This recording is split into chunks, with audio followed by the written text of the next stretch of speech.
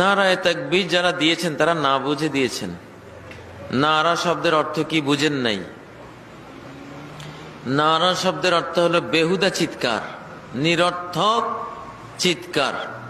নারার আরেকটি অর্থ আছে, খারাপ মহিলারা পুরুষদেরকে যে আহ্বান করে তাদের ওই আহ্বানকে নারা বলে, আরো বিশ্রী।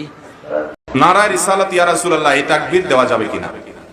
দেখুন, নারা মানে হলো ধ্বনি। নারা মানে কি? ধ্বনি, আওয়াজ। নারায়ে তাকবীর মানে হলো তাকবীরের ধ্বনি দাও, অর্থাৎ আল্লাহু আকবারের আওয়াজ দাও, তখন সবাই আল্লাহু আকবার বলে, তাই না? নারায়ে রিসালাত যে, এটার অর্থ হলো আমাদের প্রিয় নবী সাল্লাল্লাহু আলাইহি সাল্লাম আল্লাহর হাবিব তার রাসূল হওয়ার ধ্বনি দাও, তখন মানুষ কি বলে? ইয়া রাসূলুল্লাহ, তাই না? নারায়ে রিসালাত বললে কি বলে? ইয়া রাসূলুল্লাহ। নারায়ে তাকবীর যেটা, এটা তো কোরআন হাদিস দ্বারা প্রমাণিত। ভুরি ভুরি জায়গায় নামাজের শুরুতে তাকবীর আছে না নাই?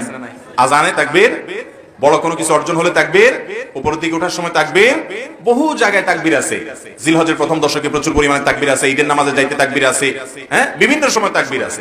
এবং তাকবীর এটা আল্লাহর বড়ত্ব বর্ণনা করলে অনেক সওয়াব হয়, এটা নির্দেশ কোরআন হাদিসে আসছে। এজন্য কাউকে তাকবীরের ধ্বনি দিতে বলা এটা ভালো, এটা খারাপ কিছু না।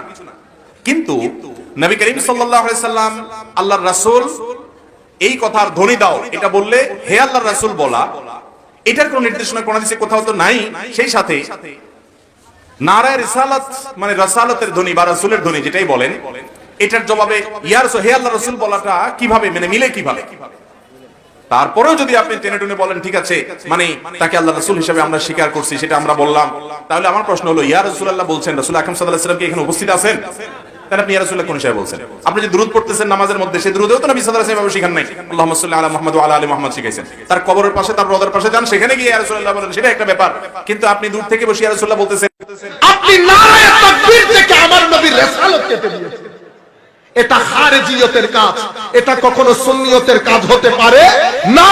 কারণ সাহাবায়ে কেরাম আল্লাহু আলামু বলেন নাই, যত জায়গায় আল্লাহর নাম নিয়েছেন বলেছেন আল্লাহু ওয়া রাসূলুহু আ'লাম। সাহাবায়ে কেরাম কখনো বলেন নাই বি আবি আনতা ওয়া উম্মি, বি আবি আনতা ওয়া উম্মি ইয়া আল্লাহ, না, বি আবি আনতা ওয়া উম্মি ইয়া রাসূলুল্লাহ। হুজুর আমাদের মা বাবা আপনার কদমে কুরবান, ফেদাকা, হুজুর আমার মা বাবা আপনার কদমে ফেদা। আরো কি, তুবতু ইলাল্লাহি ওয়া রাসূলিহি, আমি আল্লাহ এবং রাসূলের দরবারে তওবা করলাম। সাহাবায়ে কেরাম তফরিক করলেন না।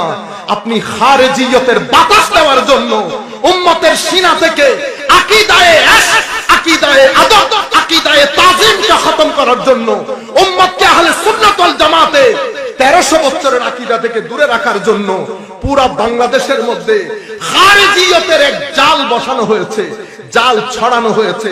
প্রত্যেকটা জায়গার মধ্যে উগ্রবাদিতার জাল, খারিজিয়তের জাল এমন ভাবে বিছানো হয়েছে। এখান থেকে যদি আমরা মুক্তি চাই, আমাদেরকে অবশ্যই একসাথে হয়ে ঐক্যবদ্ধভাবে মিশনের কাজ এগিয়ে নিয়ে যেতে হবে। আপনারা নামাজি হবেন, মসজিদ ছেড়ে দিলে মিশনের কাজ হবে না, তিলাওয়াতে কোরআন ছেড়ে দিলে মিশনের কাজ হয় না।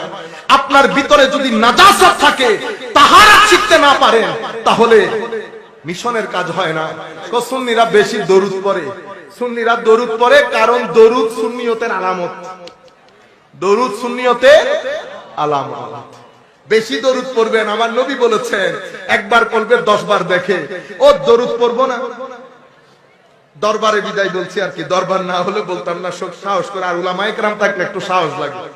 আচ্ছা বলেন তো দেখি, আমরা যেটা করি কাজ, সেটা ফজিলতপূর্ণ নাকি আল্লাহ যেটা করেন সেটা ফজিলতপূর্ণ?